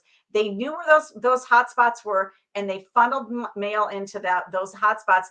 And shamefully, they should be absolutely admonished. And this is where the Republican Party should call them out and should call out the JB Pritzker. They denigrated really good American Illinois residents, people that are just common sense parents. They denigrated them, called them names. And I'm talking about people that in their regular life are police officers, and they decide to run for school board. And JB Pritzker and his party called them extremist, right-wingers, all sorts of nasty names. I mean, these people are the worst. And they've taken nonpartisan elections and fully made them partisan confrontations. Well, I got to take a quick break on the radio, but we're going to stay tuned on our live streams and everything. Everybody, you can go check out our live streams on the Cities 92.9 Facebook or my YouTube, Speechless with Kev Phares. We will be right back with more Speechless on Cities 92.9, the news and talk of Bloomington Normal. Okie dokie. We are still live, like I said, on everything else. I just brought us off the radio. But you're 100% right, and I want to get a little bit more into the locality stuff, and I get what you're saying. It frustrated me just as a citizen, and I know that it frustrated others when you hear that the state party for the Democrats is funneling money, and we had amazing school board candidates here in McLean County that were more conservative, wanted to fight against the gender affirming crap, and they didn't stand a chance. They didn't stand a chance, especially when we also had a tax referendum on the ballot. So. Kevin, yes, they did. Okay, I'm going to push back a little bit. Yes, they did stand a chance. I mean, there's no doubt in my mind that there are a number of people that are wealthy conservative folks that could have ponied up, 200, 300, a few $100, $50 at a time, that to win a race in a school board race in Bloomington or Normal, and or the candidates themselves, along with, and here's where the local party should support. If they have some expertise in a particular precinct, if they know how to connect with folks, the local party should be a connective force towards that end. But again, we literally had our Republican treasurer in DuPage County had Democrat signs in her yard in this quote unquote nonpartisan race. That's insane. So this is the insanity. This is the conundrum with local elections. It's very much like, who do you know? Who's your network? You can network this win, but the party should have been there side by side to help with it. And they weren't. They weren't in many cases. In other cases they were, but the teacher union network is so difficult to beat. Behind every teacher is 5 other people, a couple girlfriends, a parent, a sibling, a spouse, whatever. I am listening. I'm making sure I'm producing. I'm making sure I get the breakthrough ideas link into the comment section so everybody can go check that out. I am listening. It's just, I handle everything here on my own. So it makes it feel like I am listening and everything. I don't want you to You're doing a great job. I could just prattle on, but I don't know if not sure what you're doing. You're doing great, honestly. Thank you. I know there was a lot of frustration, but people are blaming the wrong things. Yes, is the Republican Party just dismal in this state right now? Absolutely. And we can do better. And there's a group of us that want to do better. We'll see if we can pull this together. Yeah. No, I think I want to talk a little bit more too in the next segment about the split between, because south of I-80, I hear a lot of complaints about the state party, especially as it pertains to our chairman, Don Tracy. I know we've talked about that on a personal level a little bit. And I want to get that kind of out in the open and address that. Because I think people down here feel lost, because down here, I'm from Naperville originally. I know what it feels like to be when it was more purple. I also know what it feels like when I've gone up since now that it's more blue. Thank God they got Worley in there for their mayoral race.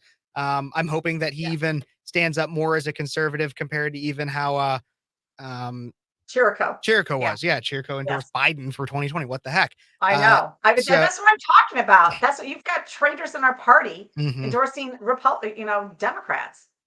Absolutely. And so I want to make sure. So being up there, you feel the political necessity of watching how you say things and everything. But down here, everybody, I'm at Cities 92.9. We're I don't want to say we're unhinged, but for the lack of a better term, we're not censored as much. And I know that was kind of an issue that I heard, at least from the DuPage County Young Republicans, when I was at one of their meetings during the last governor election. That they worried about Darren Bailey, is that the way he said things didn't resonate as much with a northern audience.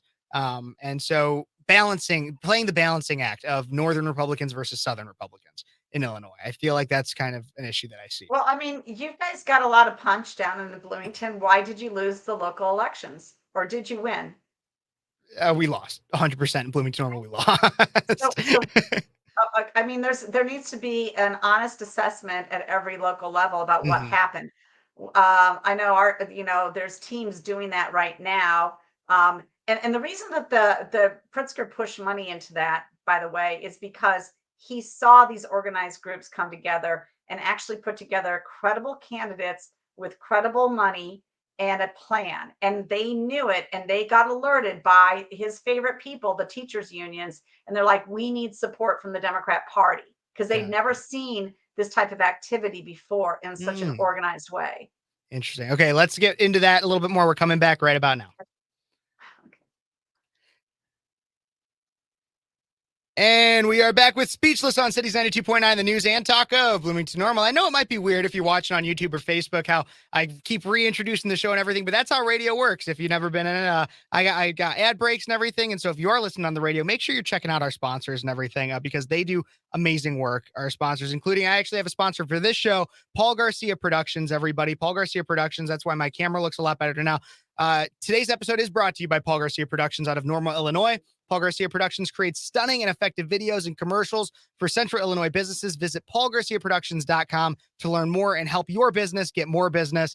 He is amazing, Paul. He runs right out of the basement of this studio, and he has made some amazing video productions for and advertisements for some local businesses. So if you want your business to get more business, check out Paul Garcia Productions today, paulgarciaproductions.com right there. Everybody check that out. But let's get back to my conversation with my good friend and an Illinois State Central Committee person, CEO of Breakthrough Ideas.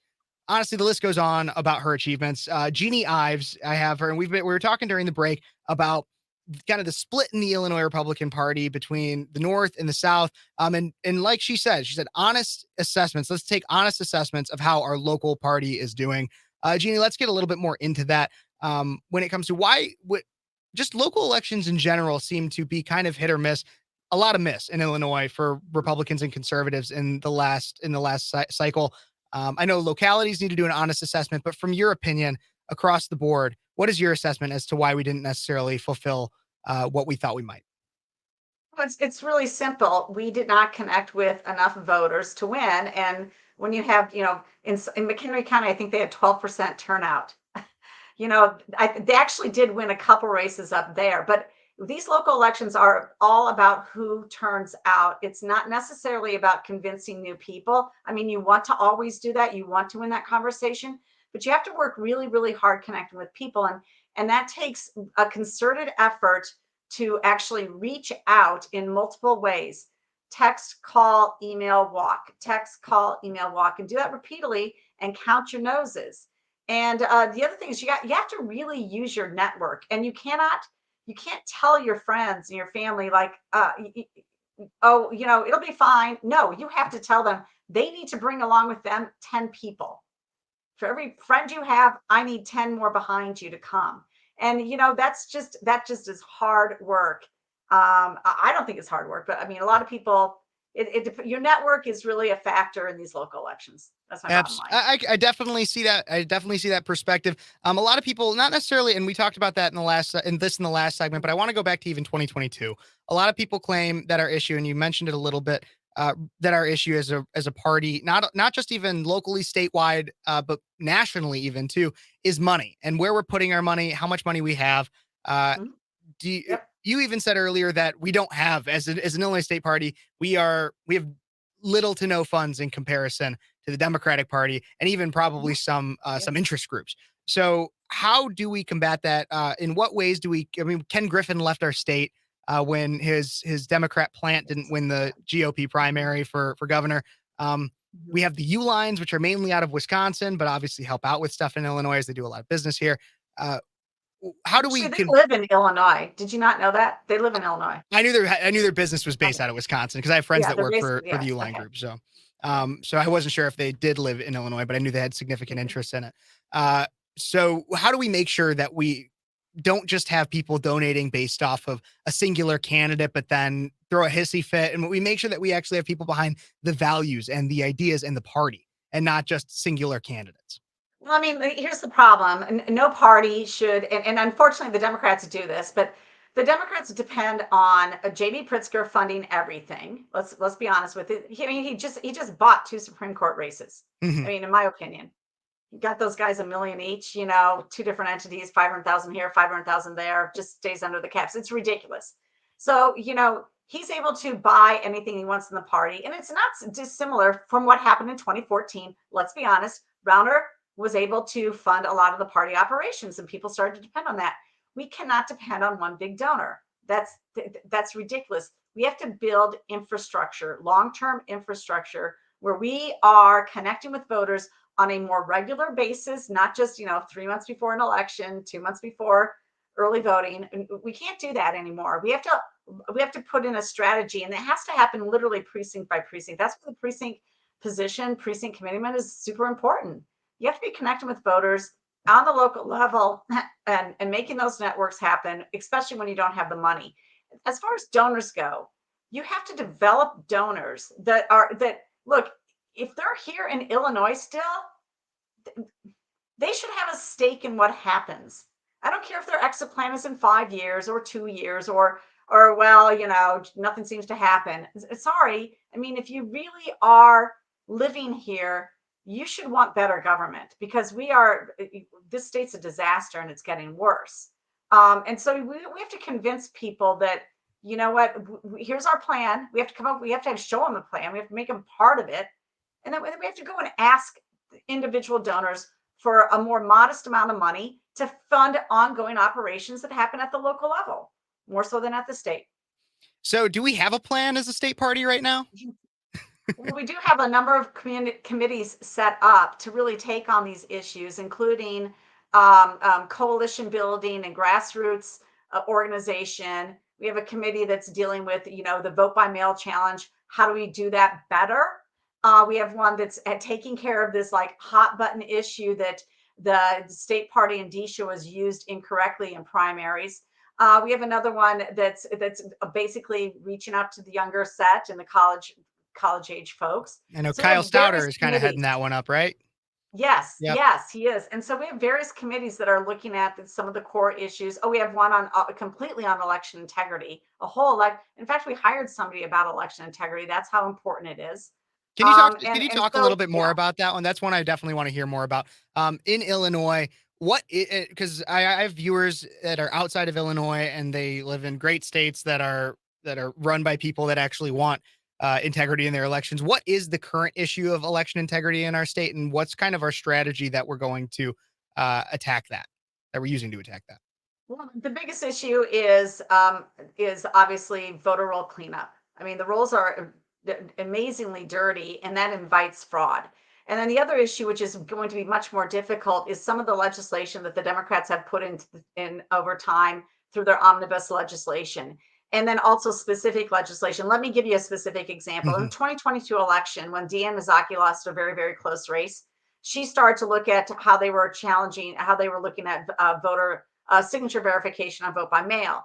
And she found out that they were not looking at the signatures of the voter when they signed up to vote. Instead, they were looking at the signature of the voter when they requested the vote by mail ballot. Well, that's not a good process. And so she took it to court, and the judge basically said, this process absolutely invites fraud. You can't self-sign the same document, essentially, that you use to verify your signature with, which is the ballot application should not be matched against the actual ballot envelope that was turned in. There should be a separation. You should go back and look at the actual signature of the registered voter. And guess what the legislature did? They went and they passed legislation making that a legal way to verify the signature. Got That's Illinois. I mean, so we Mhm. are way behind on this. So the best thing we can do is make a concerted effort to clean up the voter rolls and track these voters. That and then the other thing I would say even is making sure that we have good conservative Republicans that are well trained in being election judges Yes. and being at the polls, so that we can do our best to watch out for either well make sure that we're checking the signatures in the way that we can, but then also just watching for any of those possible issues of lacking election integrity. Very interesting. I didn't know all that about the change in the law. Um, Mhm. so I want to talk. We've got a few more minutes here before we have to take one of our last breaks. But Don Tracy has been at the center of a lot of discussion back after the 2022 elections. A lot of people blamed him for our losses, as everybody was looking for somebody to blame within the Republican Party. And I had heard from obviously people in my area that were much more critical of the current chairman of the Illinois GOP. Uh, what's your kind of stance on that issue? What do you blame? I guess I hate to just focus on who we're blaming, but what happened in 2022? Why is the mistrust or unhappiness with Don Tracy, is that misplaced? What are your thoughts? Listen, when Don applied for the position, given the choices, I was happy to support him, and Hmm. he gave me a call and I said, Don, I'm happy to support you.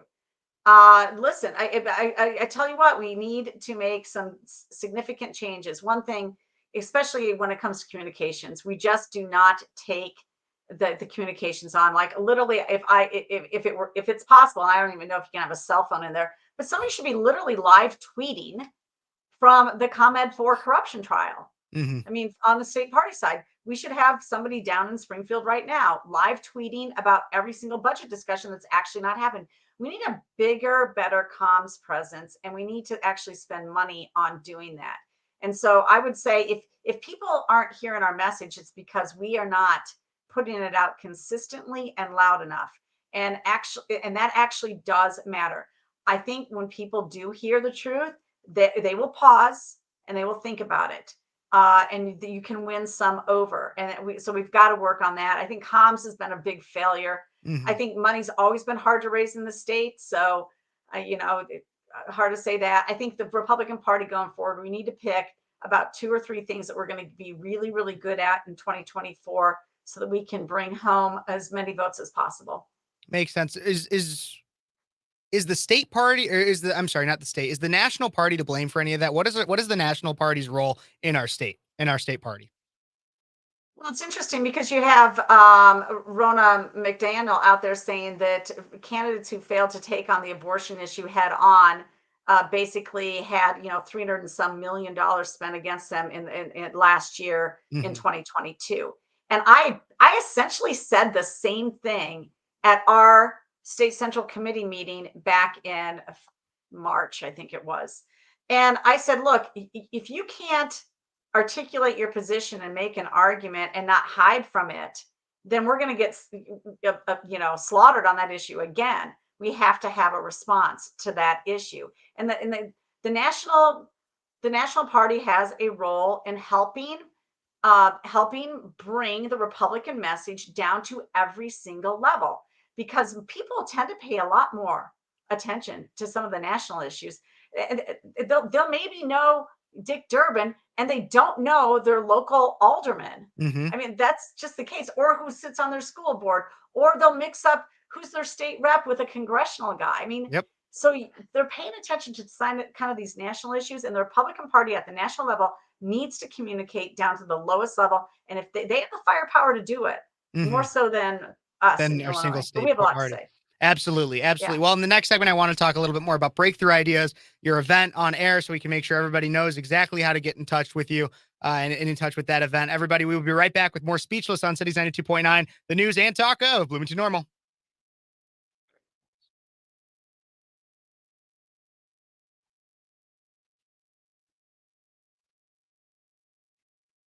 Awesome. And I'm back just on this here. I got to keep this on.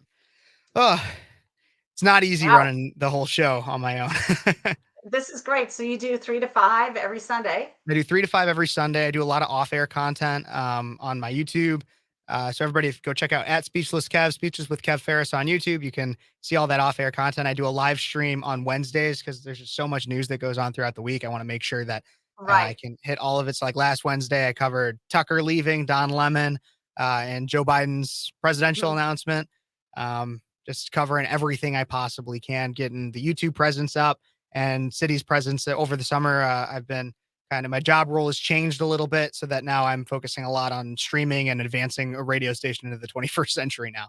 So That's terrific. Well, you're doing a great job, Kevin. thank you. And I would actually say that there was a lot that went on in the last basically 10 days. Hmm. And this is another place where, I mean, the Republicans at the national level are doing a decent job talking about this issue. At least they were on Maria Bartiromo's show this morning. Hmm.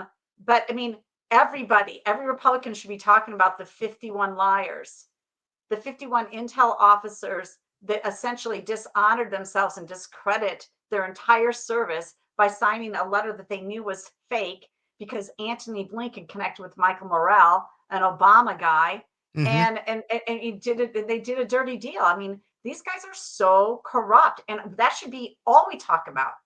Antony Absolutely. Blinken needs to be out of office tomorrow. There should be an overriding demand. I mean, this guy has so dishonored himself. 100%. I got to be honest. Like that's not even. I think that I don't even know enough about that story. And I definitely do need to do more research on it because like like you said, there's so much that has happened in the last 10 days, in the last month, even. We have so much news that fills our airwaves and our social media that I don't even, I've heard what I've been following a lot about much more is Mhm. the whole Biden scandal. That's now we have the whistleblower from that investigation. We have The IRS whistleblower. yep, the IRS whistleblower that's Yeah, well, this goes right to the heart of that. This mhm, idea I'm happy to explain. I wrote about it in my newsletter, so I yeah, got really up to speed about it I'm because I'm sure. so annoyed by it. Because I mean, so many people don't have they go about their business, they do what they do, they pay their taxes, whatever, but they don't have skin in the game. Hmm. And when I'm talking about that, I'm like, they don't have somebody serving, okay, whose whose life may depend on these intelligence officers being truthful. Yeah. They don't have skin in the game. And then you find 51 of them that lied. Like, you can't trust any of these people right now. You can't trust anything about the Biden administration. It's shameful.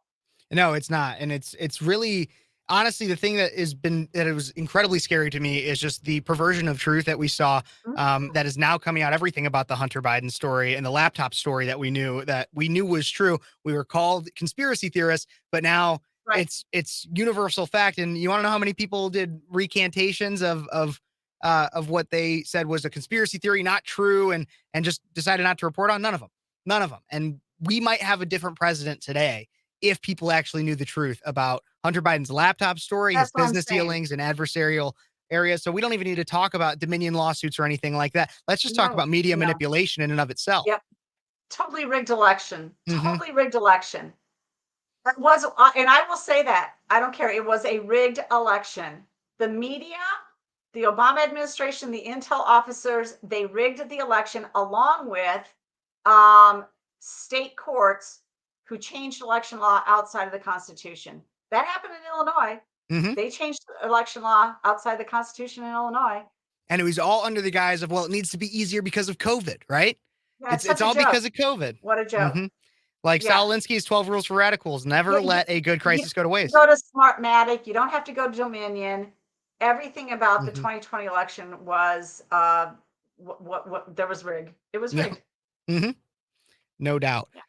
Coming back here in about 20 seconds to end out again, talk a little bit more about the third annual dinner and discussion breakthrough ideas event, draining the swamp from your backyard to DC.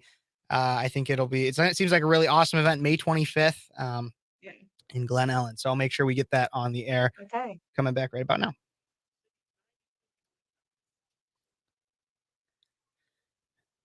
And we are back with Speechless on Cities 92.9, the news and talk of Bloomington Normal. Thank you guys so much for tuning in. Again, this show is brought to you by Paul Garcia Productions. Thank you, Paul, for sponsoring my camera and just helping me out and learning everything about SEO and making sure that this YouTube channel gets the message out to as many people as possible.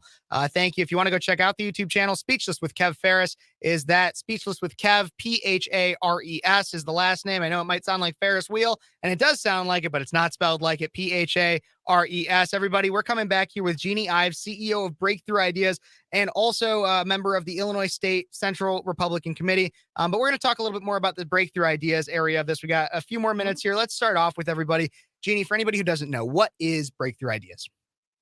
So Breakthrough Ideas is a organization I started after my failed congressional run in 2020. And I figured that people didn't like the policies that, Sean Casten, for example, I ran against, stood for. They just didn't know what they don't know. It's really hard to connect the dots on policy, politicians, and politics. And so at Breakthrough Ideas, that's what we do. We break down the policy choices. We talk about the specifics that are going on at the state, federal, and local level. And we try to inform people so that they make a better choice at the ballot box. We also are there to help organize the grassroots. And because we are a 501c4, we can dabble in politics. And so we do. We support candidates who support ideas that will bring peace and prosperity to the nation. That's Absolutely. Absolutely. And so I've seen you guys do a lot of like turning point-esque activism and make it, but not even just that. I remember I went to a meeting probably about 2 years ago now, and you guys had a survivor of sex trafficking, and the education you do for young people, as well as even just anybody in your community, I can tell you it made a profound impact on me, and I've only been to a few meetings. And so I know that you're having an amazing impact on your community. And one of the ways that you're doing that is you have this annual event. I'm bringing up the flyer on the screen here now, Draining the Swamp from Your Backyard to DC. Tell us a little bit about this. Is your third annual one of these discussion events, dinner and discussion events. Tell us for people on the air, who's coming to it, what's the purpose of this, and how can people get involved? Great. So the purpose of this is to basically honor and bring forward to other folks to just these guys who are just wonderful at draining the swamp, literally. So Adam Andrzejewski, of course, he's part of Open the Books. His alarming report, his latest one is essentially about the arming of the IRS. And so you want to go to check out his website. But Adam lives here in Illinois, but he drains the swamp everywhere across the United States. And in Congress, his stuff is, supported by congressmen. His facts and data is always used. And then you've got the Edgar County Watchdogs, who I've actually been working with for over a decade. Kirk Allen, John Kraft, they're just, some veteran guys down in central Illinois who found out that their local community, I think it was an airport issue, was just hiding information from taxpayers and abusing them. And so they have taken it to town. I mean, these guys have 268 indictments to their name. They have actually forced out of office over 500 public officials because of what they have uncovered. These guys have been behind the malfeasance at the NIU, at National Northern Illinois University, highlighting what their president did that was just so outrageous. So these guys have taken on in Bloomington. They've taken on FOIA lawsuits. They even FOIA'd for me. I got kicked out of an event not too long ago for trying to ask a question to a Bloomington City Council member or candidate now member, and they even FOIA'd for that for me. So they've been amazingly helpful. And so you're having a dinner with them May 25th. Right. Yep. In Glen Ellen. Individual tickets are $75. I see a table of 10 is $700, goes to Breakthrough Ideas. You're amazing. Activism, but also just education network. And so tell people website to get involved. Make sure we are coming up against the end of the show here. But just how can people make sure that they get a copy of these tickets? Go to our website, breakthrough-ideas.com, breakthrough-ideas.com. And while you're there, sign up for my newsletter. It comes out once a week on Sundays. And this last one was a doozy. Awesome. Well, thank you so much, Jeanne, for joining me. I'm going to get off the air right now for everybody. Thank you so much for joining me on Cities 92.9, everybody. Next week, Sunday, 3 to 5 p.m. You've been listening to Speechless on Cities 92.9, the news and talk of Bloomington Normal. And again, Jeanne, now we're off the air. Thank you so much for joining me today. I definitely, thanks for having me. Of course, I want to keep you in touch. I know that we got some business stuff to talk about at some point tomorrow. Sure. Probably be the best day for that. But thank you again. I'd love to stay in touch for everything Illinois Republican Party. And if you ever need anything from a college kid for breakthrough ideas, media wise or anything like that, I'd be more than happy to All help right. out. That sounds great. Thank you, Awesome. Kevin. Awesome. You Thank got you a so bright much. future ahead of you. I appreciate that, Jeannie. I really do. And we'll be in touch. I'll talk to you tomorrow. Okay. Okay. Very good. Bye-bye. Bye-bye. Everybody, that is Speechless for this week. Thank you guys so much for tuning in. Don't forget to like, subscribe, and share. Thank you so much. And we will be back on my YouTube channel, Speechless with Kev Phares, this Wednesday. Next week, I will also be back, obviously Sundays from 3 to 5 p.m. We'll be back. Thank you so much for tuning into Speechless on Cities 92.9 and on YouTube. News and talk of your computer, iPhone, wherever you're watching from. Have a good one, guys.